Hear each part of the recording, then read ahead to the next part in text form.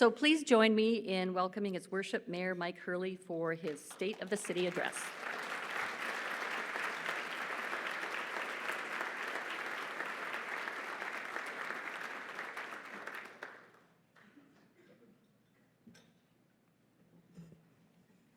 Thank you, Joanne, for that very kind introduction. Our relationship with Simon Fraser has grown and is something to be cherished and something to ensure that we keep alive for a very long time. So thank you and everyone at SFU for the collaboration. I should mention our members of council who have joined us here today before I get going, because we have a wonderful team, and it takes team to get things done, and I just want to be sure that I thank each and every member of council because we see it in other areas. We were just having a talk about it earlier, that's not always the case. So I'm very fortunate to work with such a wonderful group of councillors. So I'd like to hear a round of applause for them because they're a wonderful team. Good afternoon, everyone. Before we start, I too would like to acknowledge that we are in the unceded and traditional territories of the Hunkaminam Squamish-speaking peoples, and to extend appreciation for the opportunities to be in this territory. It's wonderful to be here once more to deliver the 2024 State of the City Address. This is something I look forward to every year, and I'm excited to get underway. I'd like to start by thanking the Burnaby Board of Trade for hosting once again. Burnaby Board of Trade puts on so many fantastic events in our community each year, bringing together leaders from across so many sectors in Burnaby. And it takes a lot of hard work behind the scenes to make events like this a success. Thank you all for taking the time to be here and for continuing to support the Burnaby Board of Trade. But just before I move on, I'd also like to take a moment to personally thank Paul Holden. I'm going to ask Paul to stand, and for all the amazing work he's done with the Board of Trade. Paul, you've served this community for well over the past 13 years, and it's been a pleasure to work with you. I know that's a sentiment shared by many people in this room, and I want to wish you all the very best in your retirement, and I hope your golf scores come down a lot. So let's hear a big round of applause for Paul. I think a standing ovation is possible.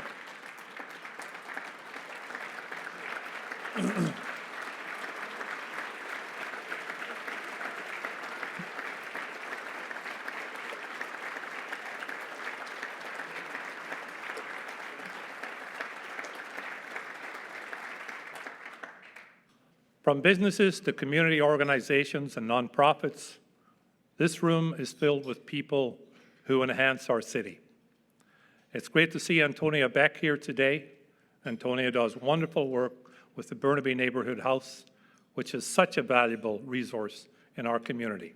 And every May, we celebrate Neighbourhood House Week, recognizing the incredible work that these organizations do in communities across Canada.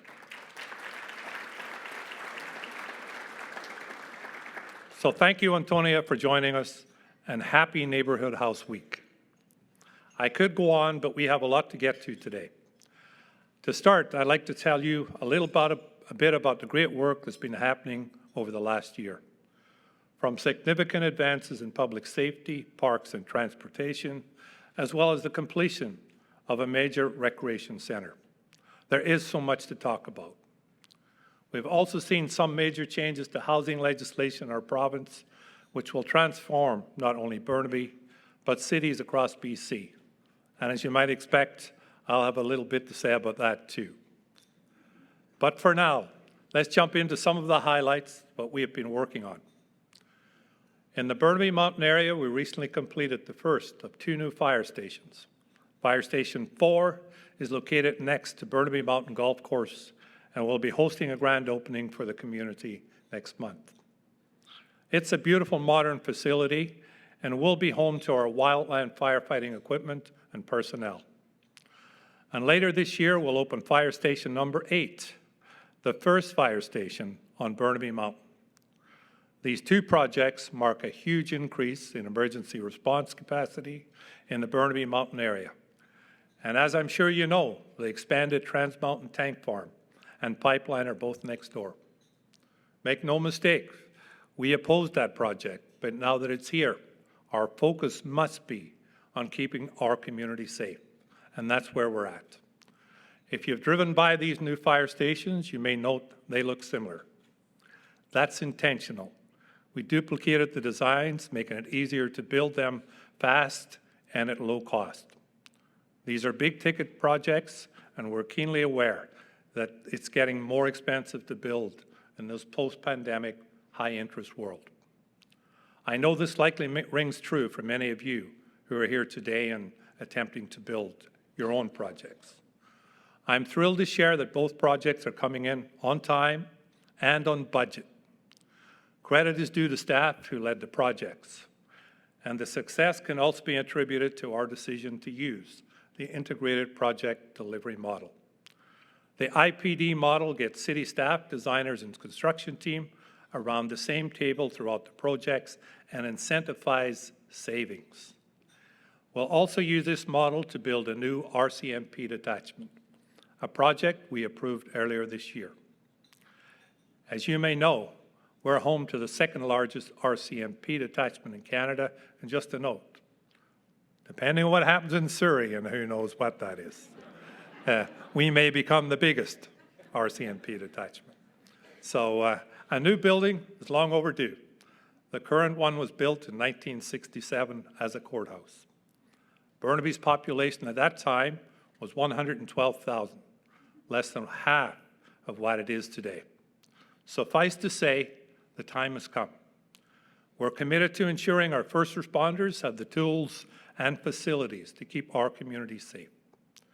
Using the IPD model, I'm confident that we can deliver a facility that provides good value for Burnaby residents while ensuring their safety for generations to come. This year, we also completed a great project at Central Park that is already hugely popular.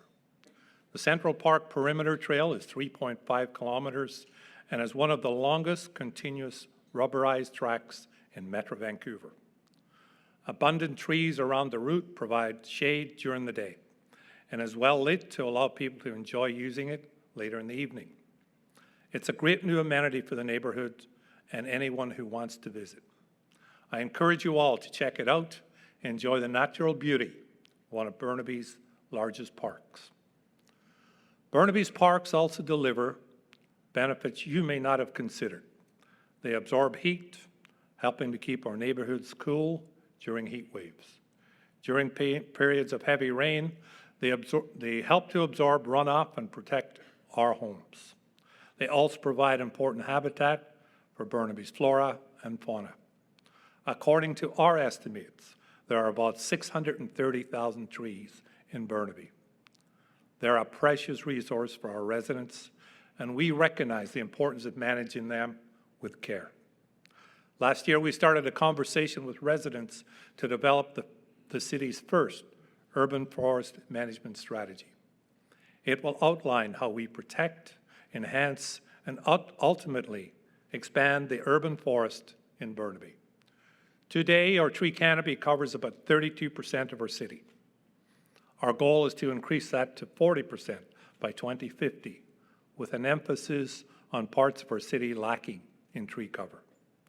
The strategy will be driven by residents, and we'll be reaching out once again to residents later this year for input, with an aim to bring final draft to Council soon. And now I'd like to show you a video. There are plenty of reasons to love living in Burnaby, and if there's one thing we can all agree on, it's that you can't beat the incredible green spaces right here in our city.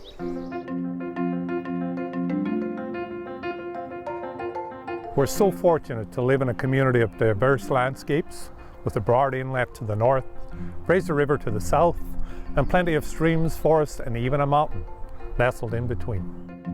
Burnaby residents cherish these green spaces, and as our community grows, it takes all of us to ensure they're protected and managed for future generations to enjoy. These places to play and explore provide incredible value to our residents. There are over 150 parks in our community, and that didn't happen by accident. Years of dedicated planning, effort, and community involvement has ensured that as our city grows, so too does our green space. 25% of our city is parks and conservation land, and that percentage is growing.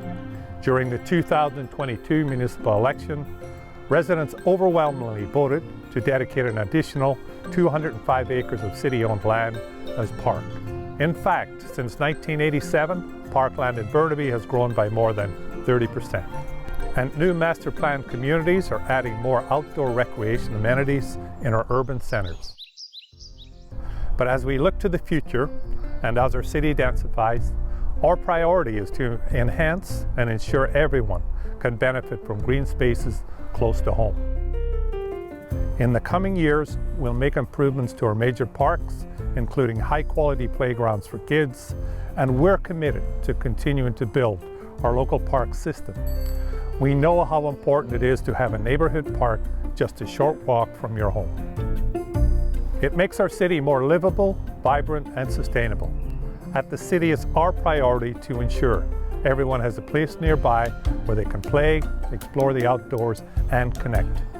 Burnaby's green spaces are a source of pride in our community, and I look forward to watching them grow.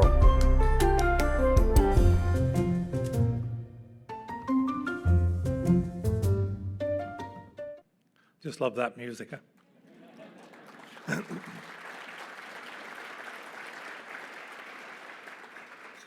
I hope you enjoyed that little video break. As I mentioned, we have got big plans for our parks this year. We're building 4 new playgrounds in Burnaby in 2024 at Forest Grove Park, Jim Lorimer Park, Lobley Park, and Poplar Park. And we're also developing plans for a truly one-of-a-kind destination playground at Central Park. This is going to be something really special.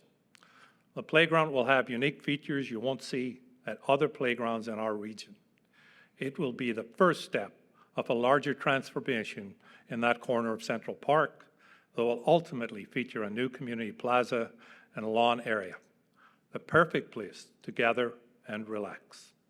And we're not stopping there. We've committed to building new playgrounds and upgrading our parks in the years ahead. As our city grows, it's so important that people have opportunities to explore, connect, and stay active. When I was here last year, I shared our exciting vision for the future of the BC Parkway. We want to transform this drab corridor into a linear park, a vibrant space lined with art, music places to relax, and connect with your neighbors. We have engaged with the community to get their input on what they'd like to see on the BC Parkway.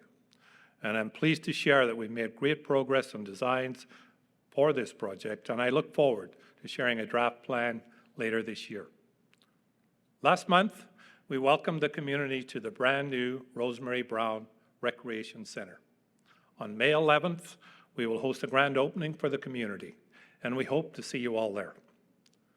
This arena is the first in a wave of new community centres coming to our city, which will serve our residents for years to come. It features 2 NHL-sized rinks, lots of space to sit and stay warm while your kids are on the ice, and meeting rooms for the community, and a great rooftop patio. The facility is named in honor of a politician, a social justice champion, Rosemary Brown. Brown was a prominent Burnaby MLA from 1979 to 1986, and was the first Black woman elected to a provincial legislature in Canada. She was a pioneer, politician, community leader, and community rights champion who used her voice to fight discrimination against women and other people of color. We're extremely honored that her family will be joining us for the grand opening of this fantastic new facility. And last week, City Council also approved the contract to build a new state-of-the-art facility at Burnaby Lake that will include new pools and a skating rink. Burnaby Lake Recreation Centre is a key part of our vision for for the next generation of recreation centers in our city. This new facility will include an Olympic-sized competition pool, as well as a second pool for lane swim and lazy river for people of all ages to have fun. As well, there will be an NHL-sized rink to help meet the huge demand for ice time. And what really stands out to me is the way this facility will be a major anchor at Burnaby Lake, which, make no mistake, will become one of the premier sports complexes in BC. As you can see, over the next 5 years, we've got some big projects on the go. Burnaby Lake Recreation Complex, Cameron Community Centre, and the construction of a new RCMP building, among others. These projects will be funded through the city's reserves, meaning there will be no additional burden placed on taxpayers. I had a few questions about taxes, and we'll get to those. Had we tried to fund them the way most cities do, by borrowing, the 2024 property tax increase would have been set at 7.5%. Instead, our property tax increase this year is 4.5%, the lowest in the region. And if you look to our neighbors, you'll see more like 7, 8, 9%. So we're doing our job. Also using our reserves, we've kept our water and sewer rate increases low. And I think we don't get enough credit for this year after year because we keep it really low, these increases. If we had passed along the increases that we got from Metro Vancouver, as most cities do, residents would be paying 7.6% more for water and almost 29% more for sewer. Instead, thanks to the strength of our reserve funds, we are able to hold the line on water with no increase to that rate and keeping our sewer increases to 5% this year. Now, I know there are many mathematicians out there, so I hope you're figuring all this out, that Burnaby actually is a really good deal. For a long time, Burnaby has shown leadership through its fiscal strength, raising funds through development to deliver great facilities and ease the burden on the taxpayer. In recent years, we've also led in the area of housing. Since the Mayor's Task Force on Community Housing 2019, we've worked hand in hand with the community. I want you to note that word, hand in hand with the community, to develop innovative housing policies and programs. It takes time to shift the dial on housing, but I can tell you our approach is starting to pay off. Over the last 5 years, we have created more than 1,000 new units of non-market housing. These units are offered at varying levels of rent, ensuring that people from all walks of life can call Burnaby home. And in recent months, things have really started ramping up. And I'm pleased to add that after decades of almost no rentals being built in Burnaby, there are currently more than 19,000 rental units across all stages of the development process in our city. In fact, our progressive housing policies have been so successful that other cities are now adapting our approach. The point I'm trying to make here is, when you reach out to the public, work together to develop solutions, you get success. And that's how you build effective policy. You work with the community, with residents, with businesses, and all the various groups to craft solutions that benefit everyone. That's the process we're following right now as we do a major update to Burnaby's official community plan. The OCP, of course, is the guiding document for our city, and we're taking the time to do it right. We're about 2 years in, and we're only halfway through. The city has hosted more than a dozen events and received more than 20,000 comments from the public. We've even worked once again with SFU's WASC Centre for Dialogue to facilitate a Burnaby Community Assembly as an additional layer of public feedback for the OCP process. A group of 45 residents is gathering over a 6-month period to grapple with topics such as land use, transportation, housing, the environment, community facilities, services, and economic planning. The recommendations will be just one of the many sources of input into the new OCP. This is how you engage the community about issues that matter. Our approach stands in stark contrast to how we're being treated by the provincial government. And recent changes to provincial housing legislation puts our success at risk. Rather than recognizing our Made in Burnaby model, which is working very effectively, the province is making the largest change to BC, to municipal zoning in BC's history. It's a sea change, make no mistake. Around SkyTrain stations, the province has set minimum building heights based on whether it's 200, 400, or 800 meters from the station. Now, I want you to think about this. Are all SkyTrain stations created equally? Should we be doing a blanket approach? Because if you look at SkyTrain stations in Burnaby, we have already done massive developments around them. To add to that, in my view, is just not right. Their stated goal is to improve affordability by building a lot more housing. The ironic thing in Burnaby, it will actually do the opposite. Their one-size-fits-all blanket approach will punish cities like Burnaby that were overperforming and will hamper our ability to build more housing.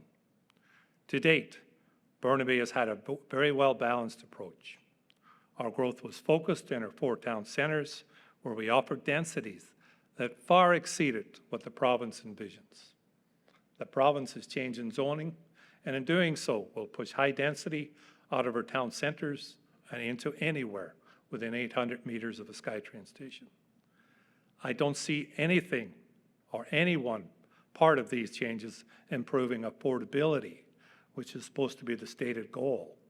It's not a housing crisis, it's an affordability crisis. And none of this legislation, outside of what they've copied from us, will work. The only 2 things in the provincial legislation that will really make a difference for people were actually cut and pasted from the city of Burnaby. The province is introducing tenant assistance provisions, which are modeled after our tenant assistance policy. And they are also introducing inclusionary zoning, which gives cities the ability to require developers to include up to 20% of the units in the new developments at below market rentals. I'm going on at length a bit on these provincial changes because a lot of people in the community don't know what's coming and that this is being imposed on us by the province.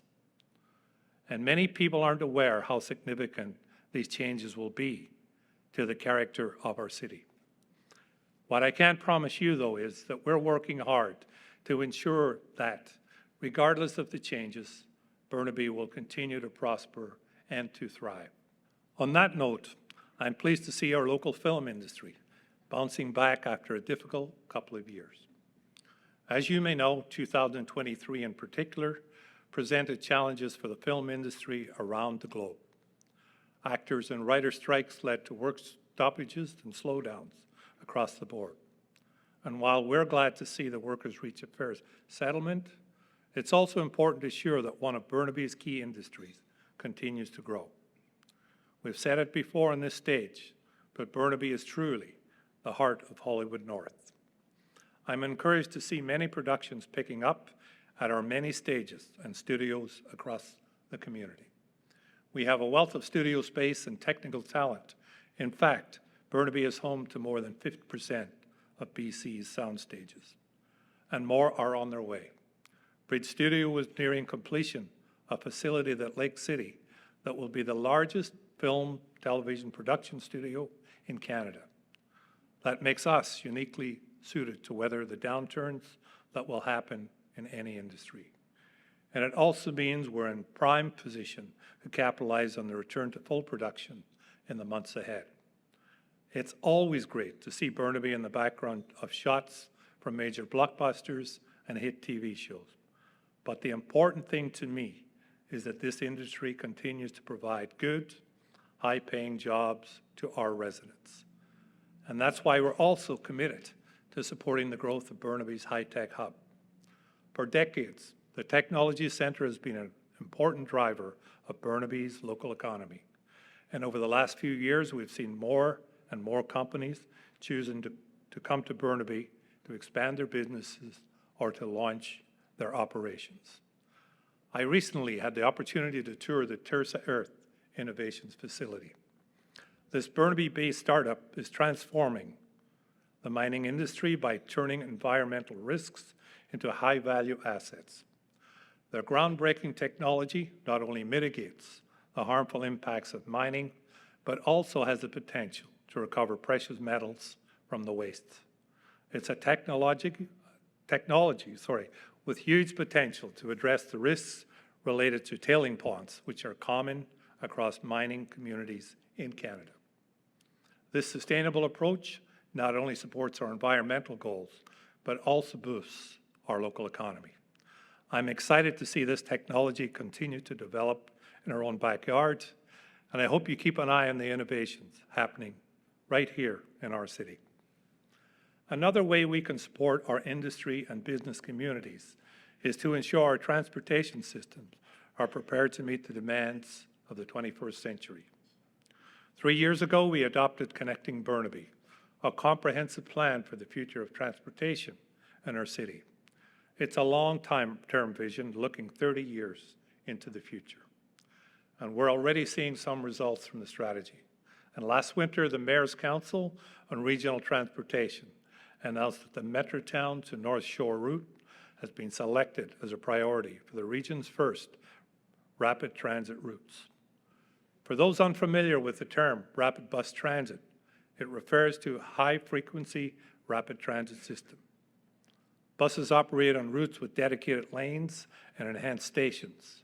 They also have signal priority, making service even faster and more reliable.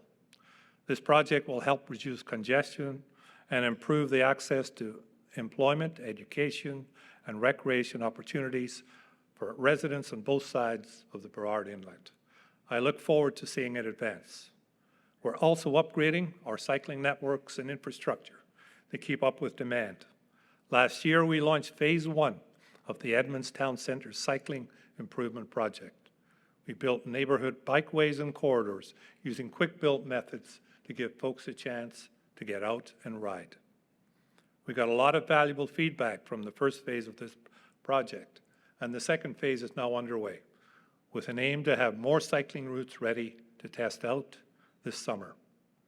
Of course, our cycling improvements aren't just limited to Edmonds.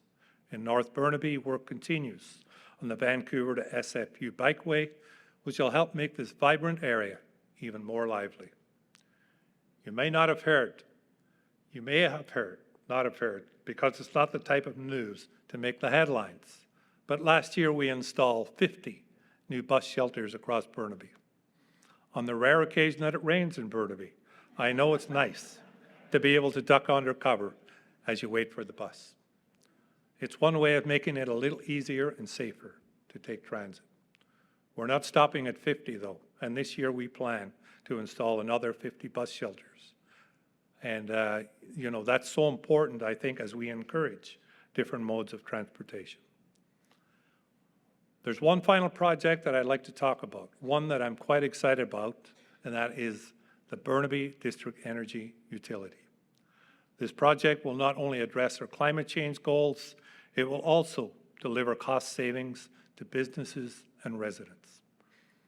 As you may know, Burnaby is home to Metro Vancouver's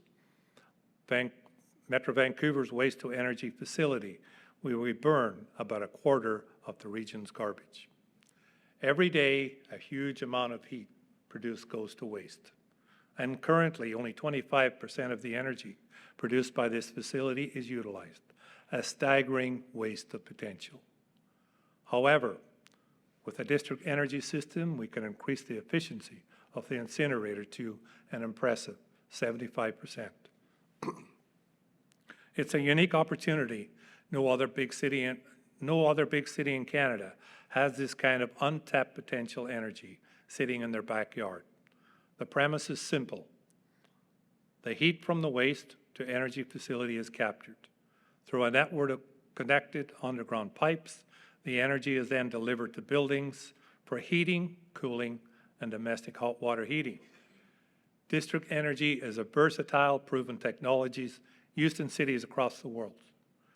Rather than each building having its own furnace, boilers, a district energy system can provide thermal energy to multiple buildings or even entire neighborhoods through a central energy plant. The first phase will connect to Vancouver's River District, and here in Burnaby will extend the pipe network to Metrotown and Edmonds area as part of phase 2 of the project. Already, new building applications for these two neighborhoods must ensure they are district energy ready. Ultimately, we see the potential for a district energy system to reduce our carbon emissions by up to 85%. We know this is possible because we've already seen the success of a district energy system at SFU. Their biomass energy center, which opened just a couple of years ago, has already achieved the 85% reduction that we're targeting. This is really impressive technology, but the bright minds at SFU are looking for even more ways to improve the efficiency of district energy. And that's why I'm excited to share that we're partnering with SFU on a pilot project designed by Dr. Mahid Bakrama, an engineering professor at SFU. Dr. Bakrama's technology has the potential to further improve the efficiency of a district energy system through advanced heat storage systems and heat pumps. It's quite amazing to see what they're doing up there. This connection is possible thanks to the partnership between SFU and the City of Burnaby, known as the Civic Innovation Lab. Co-founded in 2022, the lab is designed to harness the research capacity and expertise at SFU and seek ways to use that knowledge to benefit our community. I think this district energy pilot project is a great example of that research in action. But the lab also supports a wide variety of projects that you may have already heard about, from looking at ways to improve the ecosystem at Deer Lake Park to engaging our residents in community-led climate action initiatives. The Civic Innovation Lab is paying dividends for Burnaby residents. These are exciting projects, and we look forward to sharing more about it in the coming months. Building a complete community doesn't happen overnight.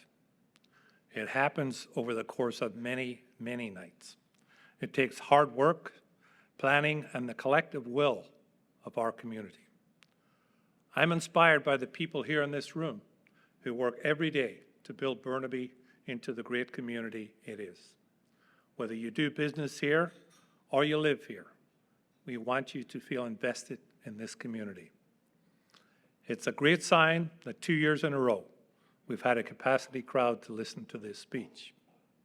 Now, I'd like to credit my star appeal, but I think the reality is that we do have a really tight community and a caring community in Burnaby, and that's really why you're all here. Burnaby is a city that's coming into its own. I can't thank the Burnaby Board of Trade enough for helping to bring this room of entrepreneurs and local leaders together. Delivering this address is something I look forward to each year. And I hope you enjoyed yourselves and maybe even learned something new. Thank you all once again, one last time for joining us, and thank you so much for the opportunity to speak to all of you. It truly is a privilege. Thank you.